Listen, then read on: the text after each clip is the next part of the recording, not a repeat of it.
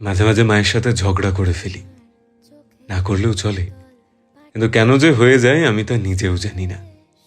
আগে মাও করত, আমার ভালোর জন্য কতবার আমার কাছে ভিলেন হয়ে গেছে, কিন্তু এখন সবটা মেনে নেয়, আর ঝগড়া করে না। হয়তো মাও বুঝতে পারে যে আমার জীবনে এমন কেউ আর পড়ে নেই যার উপর আমি রাগ দেখাতে পারি। তাই তো আমার কারণ ছাড়া মাথা গরম, বেহিসাবি রাগের বোঝা কোনোটাই মনের মধ্যে আর ধরে রাখে না মা। না বললেও বুঝতে পারে সব, তবু আমায় লুকোতে দেওয়ার সুযোগ দেয়।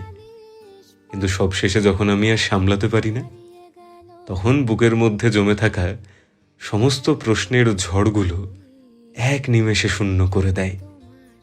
ঝগড়াগুলো আমিই করি, আমারই ভুল থাকে, তবু হাজার ঝগড়ার পরও ক্ষমাটা মা আমি আমার সরি বলার আগেই করে দেয়। আর বাকি যেটুকু অভিমান দেখায় সেটা শুধুমাত্র আমার আদর পাওয়ার জন্যে।